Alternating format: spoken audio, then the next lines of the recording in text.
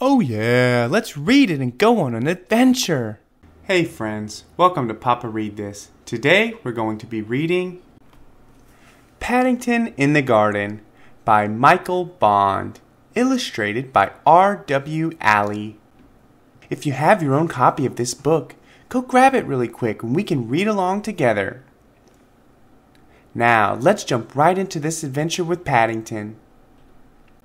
One morning, Paddington went out into the garden and began making a list of all the nice things he could think of about being a bear and living with the Browns. He had a room of his own and a warm bed to sleep in, and he had marmalade for breakfast every morning.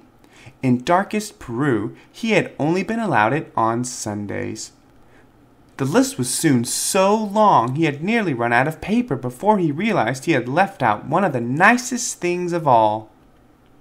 The garden itself. Apart from the occasional noise from a nearby building site, it was so quiet and peaceful it didn't seem like being in London at all. But nice gardens don't just happen.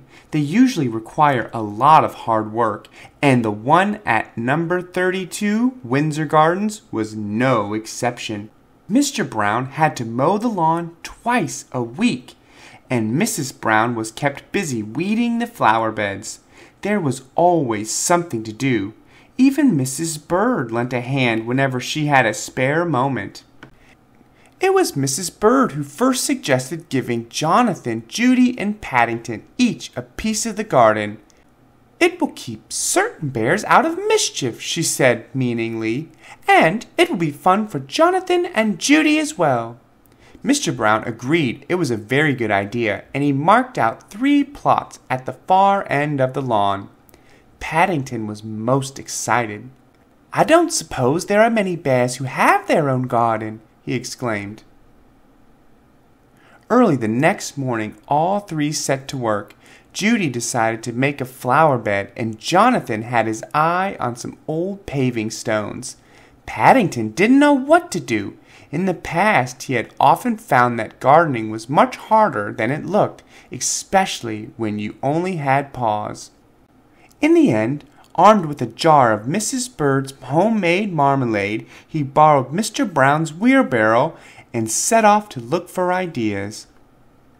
His first stop was a stall in the market, where he bought a book called How to Plan Your Garden by Lionel Trugg.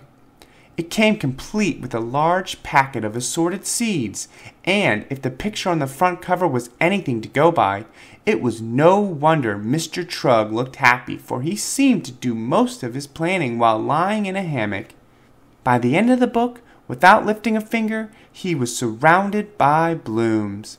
Paddington decided it was very good value indeed, especially when the owner of the stall gave him 2 pence change. Mr. Trugg's book was full of useful hints and tips. The first one suggested that before starting work, it was a good idea to close your eyes and try to picture what the garden would look like when it was finished.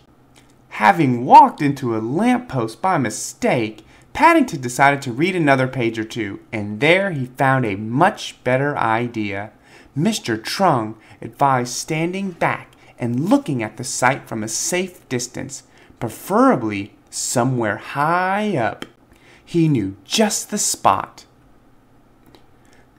By the time Paddington reached the building site near the Browns' house, it was the middle of the morning, and the men were all at their tea break. Placing his jar of marmalade on a wooden platform for safekeeping, he sat on a pile of bricks for a rest while he considered the matter. There was no one about, and there was a ladder nearby. Mr. Trugg was quite right. The Browns' garden did look very different from high up. But before he had time to get his breath back, Paddington heard the sound of an engine starting up. He peered through a gap in the boards. As he did so, his eyes nearly popped out.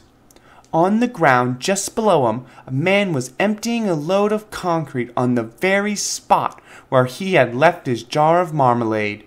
Paddington scrambled back down the ladder as fast as his legs could carry him, reaching the bottom just as the foreman came around a corner. "Is anything wrong?" asked the man. "You look upset."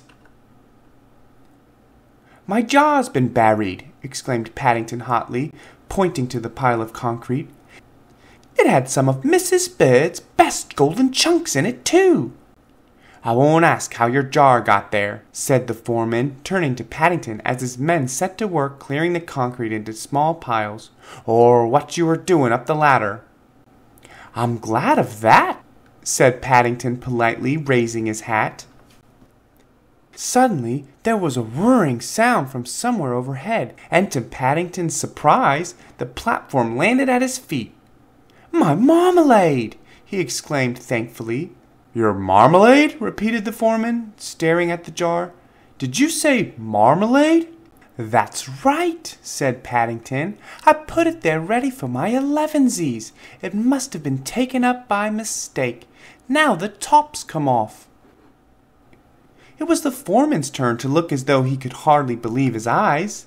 That's special quick-drying cement, he wailed. It's probably rock hard already, ruined by a bear's marmalade. No one will give me tuppence for it now. I will, said Paddington eagerly. I've had an idea. Paddington was busy for the rest of the week.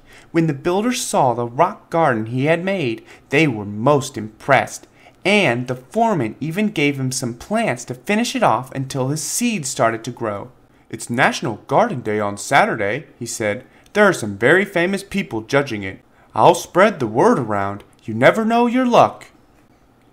The foreman was as good as his word, and on Saturday, half the neighborhood turned up at number 32 Windsor Gardens to see the judges arrive.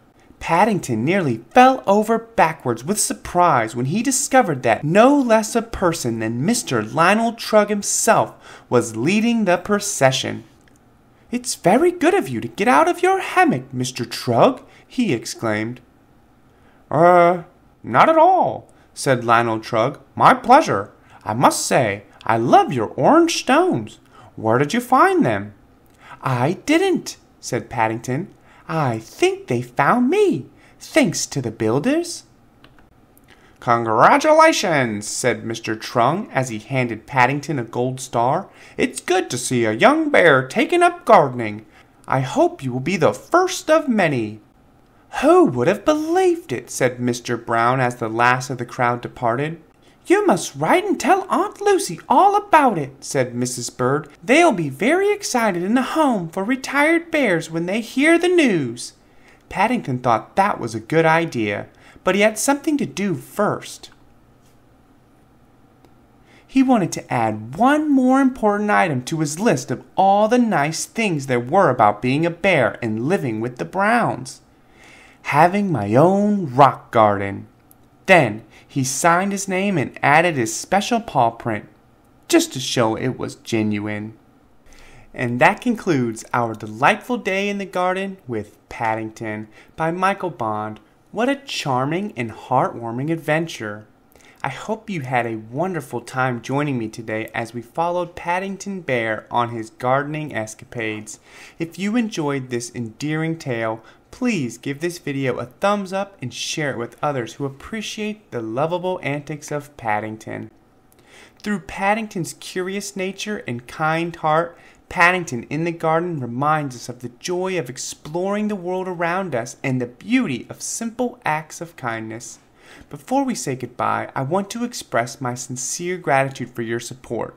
Your interactions with these stories brighten my day and help our channel grow. If you haven't already, consider hitting that subscribe button and becoming a part of our book-loving community.